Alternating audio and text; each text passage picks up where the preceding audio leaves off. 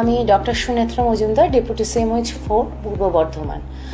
আমি national tobacco control প্রোগ্রামের চার্জে আছি এখানে। সেই জায়গায় দাঁড়িয়ে 31শে মে হচ্ছে নো টোবাকো ডে। সেই জায়গায় আমাদের কিছু বক্তব্য আমরা সাধারণ মানুষের কাছে পৌঁছে দিতে চাই।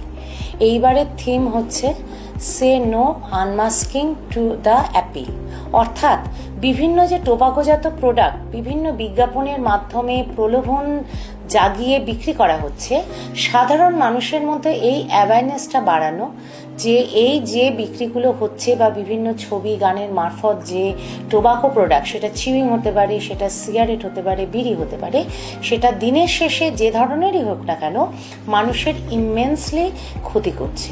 বিভিন্ন ধরনের ক্ষতির মধ্যে আমি বলবো lung cancer, stomach cancer, bladder cancer, এই ক্যান্সারগুলো যেমন হচ্ছে, তার সঙ্গে সঙ্গে করোনারি আর্টারি ডিজিজ হচ্ছে, হাইপার টেনশন হচ্ছে, স্ট্রোক হচ্ছে, হার্ট ডিজিজ হচ্ছে। এই সমস্ত জিনিসগুলোর জন্য যদি পিন পয়েন্ট করে একটা কারণ দেখানো হয়, সেটা কিন্তু স্মোকিং। এবং অ্যালার্মিংভাবে যেটা আমরা দেখছি যে অল্প বয়সী ছেলে মেয়েদের মধ্যে এবং মেয়েদের মধ্যে স্মোকিংটা খুব বেড়ে যাচ্ছে। এবং এই মেয়েদের মধ্যে স্মোকিং হওয়ার সবচেয়ে বড় দিক হচ্ছে যে মেয়েটি আজকে 18 বছর, সে আজ থেকে 5-6 বছর পর হয়তো মা হবে।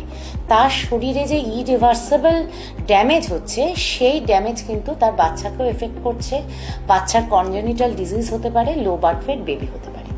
এবার চলে আসি স্মোকিং। একজন মানুষ যদি স্মোক করে তাহলে অন্যের অসুবিধে কি?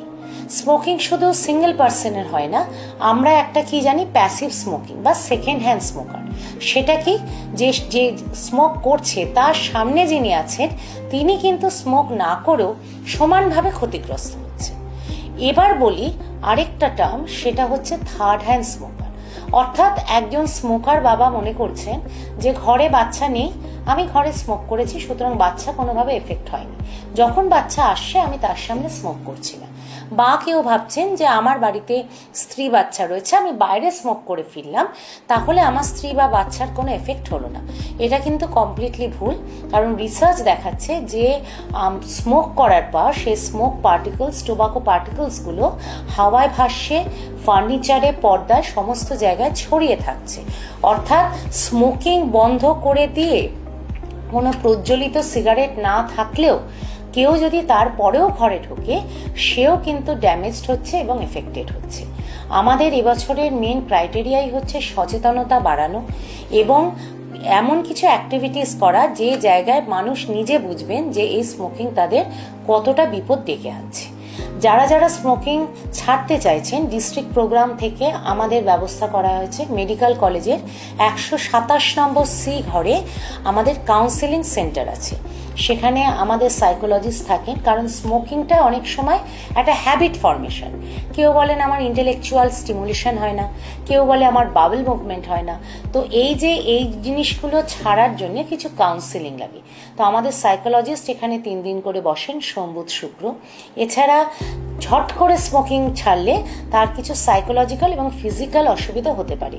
তার জন্য আমরা সরকারিভাবে টোবাকো প্যাচ অ্যাভেলেবেল করেছি, চিউইং গাম অ্যাভেলেবেল করেছি, সমস্ত কিছু সরকারিভাবে অ্যাভেলেবেল। অর্থাৎ কেউ যদি ছাড়েন তাহলে কিন্তু তাদের এই ওষুধগুলো আমরা দিই, যাতে তাদের ইমিডিয়েট কোনো ধরনের এফেক্ট না হয়। এবং এগুলো সাপ্লাই যেমন আছে, আমাদের, আমরা গর্বের সঙ্গে বলছি, বেশ কিছু পেশেন্ট এখানে এসে কাউন্সেলিং মারফত, প্রথমে হয়তো 1-2বার কাউন্সেলিং করে আমরা ব্যর্থ হয়েছি, তারপর তারা ফিরে এসেছেন এবং তারা কিন্তু এখন নো স্মোকার হিসেবে রয়েছে। এবং প্রতি একদিন স্মোকিং ছাড়া মানে কিন্তু আমার প্রায় 5 থেকে 10 বছরের মতো আয়ু বেড়ে যাওয়া। এছাড়া আমরা যে অ্যাক্টিভিটিটা করি তার একটা খুব বড় অ্যাক্টিভিটি, সেটা হচ্ছে school awareness activity, college awareness activity. তার সঙ্গে আমরা যেটা করি সেটা হচ্ছে ব্লু লাইন ক্যাম্পেন। বিভিন্ন স্কুলে এখন অন্তত বর্ধমানে 30 থেকে 40টি স্কুলে আমরা ব্লু লাইন ক্যাম্পেন করেছি। ব্লু লাইন ক্যাম্পেন মানে হচ্ছে এই স্কুলটির চারপাশে 100 গজের মধ্যে কোনো ধরনের টোবাকো প্রোডাক্ট বিক্রি হবে না, এই স্কুলের ভেতর কোনো রকম স্মোকিং হবে না, বা এই ক্যাম্পেন্সগুলো এই স্কুলের বাচ্চারা পরবর্তী তাদের বাড়িতে এগিয়ে নিয়ে যাবে। এবং যদি কেউ এখানে টোবাকো প্রোডাক্ট বিক্রি করে বা স্মোকিং করতে গিয়ে ধরা পড়ে, তাহলে তাদের ফাইন দেওয়া হবে। এছাড়া আমাদের এনফোর্সমেন্ট স্কোয়াড মুভমেন্ট আছে, পুলিশের সাহায্যে, জেনারেল অ্যাডমিনিস্ট্রেশনের সাহায্যে আমরা ডিস্ট্রিক্টে বিভিন্ন ব্লকে মুভ করি এবং সেখানে মানুষের কাছে ফাইন তোলা হচ্ছে। আরেকটা জিনিস খুব ইম্পর্টেন্ট বলে রাখি, সেটা হচ্ছে কোনো অফিসে একজন নোডাল অফিসার থাকেন who will be responsible for this no smoking. এবার মনে করুন আমার কোনো স্টাফ যদি স্মোক করে থাকেন তাহলে তার যেমন ফাইন হবে, আমি অ্যাজ দ্য অফিস হেড আমারও কিন্তু ফাইন হয়। যদিও আমরা খুব স্ট্রিনজেন্টভাবে সেই ফাইনগুলো লাগু করছি না, কিন্তু আমরা মেন স্ট্রেসটা দিচ্ছি অ্যাওয়ারনেস জেনারেশনের উপর। তাই আজকে আমার এই ছোট্ট বাইকটার মাধ্যমে আমি সবার কাছে এই আবেদনটাই রাখবো যে আসুন আমরা সবাই একসাথে বলি, we must say no to tobacco, no to any form of smoking, any form of tobacco. Thank you.